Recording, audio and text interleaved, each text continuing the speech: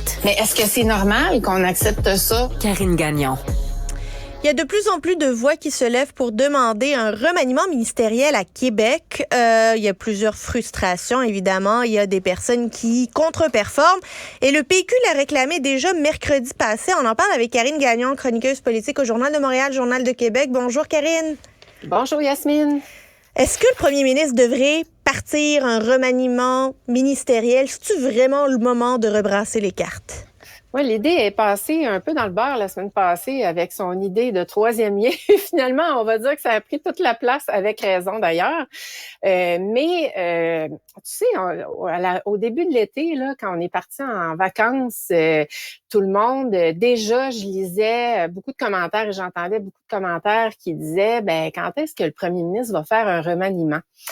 Et là, je trouve que, étant donné la défaite dans Jean Talon, étant donné tout ce qui va pas bien, étant donné que ce gouvernement-là semble en déroute, n'a plus l'air trop de savoir comment se gouverner, quels sont ses guides, on le sent très perdu. Hein? C'est quand même surprenant parce que, au contraire, là, tu sais, on sentait qu'il tu sais, pendant la pandémie, entre autres, il savait pas mal où il s'en allait, mais depuis qu'on en est sorti, on dirait que ça fait ressortir justement toutes sortes de faiblesses dans différents dossiers. Et je pense que pour toutes ces raisons-là, oui, ça pourrait être un bon moment de songer à rebrasser les cartes. Là. Tu sais, ça va faire quand même un petit bout, là, quand même 1 an que ces gens-là ont été nommés. Est-ce que toutes les nominations étaient bonnes? Probablement pas.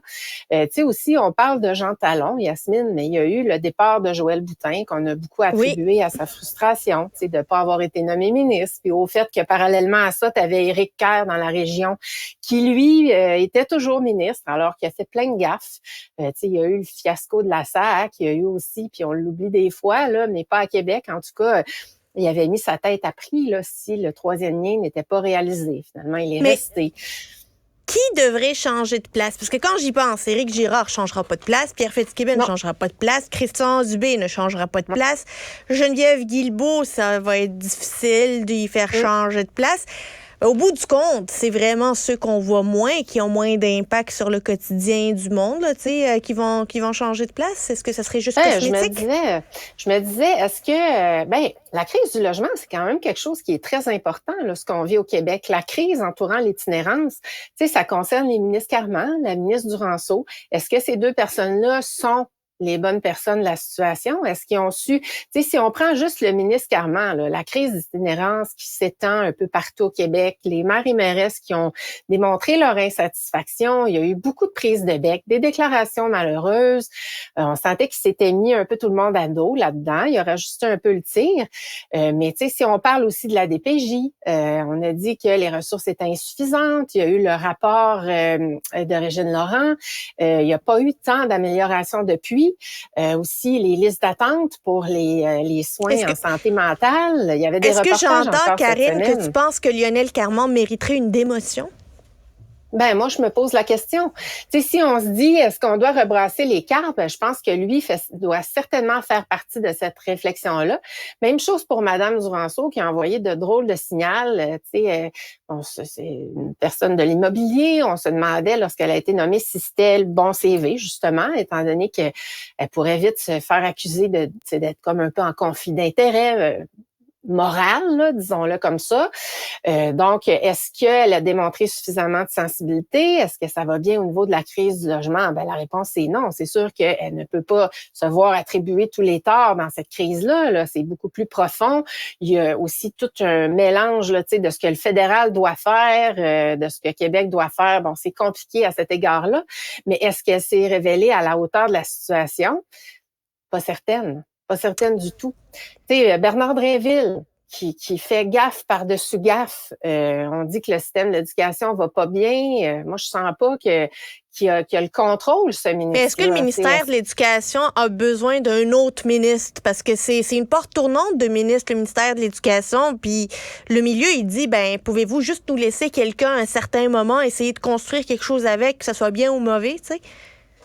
C'est vrai que c'est des portes tournantes, puis c'est vrai que son prédécesseur, là, Jean-François Roberge, qui était pourtant un enseignant, c'est pas nécessairement révélé. Là, on a vu qu'il y a eu beaucoup de lacunes à cet égard-là. Mais je pense que, sans dire qu'il faut le changer, M. Drainville, il y a des questions qui se posent encore là. Donc, est-ce que lui pourrait faire partie de ce brassage de cartes-là? Éric Kerr, c'est certain que pour moi, là, il y a toutes sortes de questions qui se posent.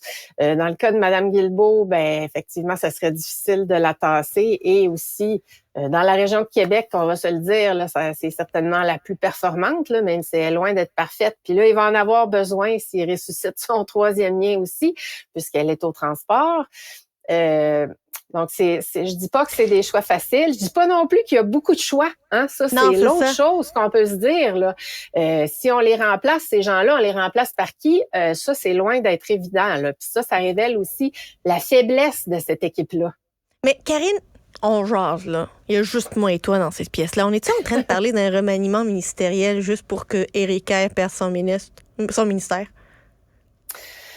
À ce compte-là, peut-être qu'il aurait dû le faire avant. Puis, tu sais, il est pris aussi. Il a peur que d'autres ministres dans la région de Québec, par leur frustration avec le troisième lien, ça peut expliquer le fait qu'il ressuscite, là, d'ailleurs, mais qu'il s'en aille. Tu sais, il veut pas, lui, la dernière chose qu'il veut, c'est de voir, par exemple, Éric Duhaime arriver puis rentrer aux prochaines élections. Donc, il marche sur des œufs. Puis on le sent, là. Sinon, ça ferait longtemps qu'il l'aurait tassé, honnêtement, parce que c'est pas son meilleur mandat à M. Kerr, là. Non, ça, c'est le moins qu'on puisse dire. C'est sûr qu'il y a certains défis dans la grande région de Québec, là. Puis ça aussi, c'est un appel que devrait entendre le premier ministre du Québec. Karine Gagnon, chroniqueuse politique au Journal de Montréal, Journal de Québec. Merci beaucoup. À très bientôt. Merci, à bientôt.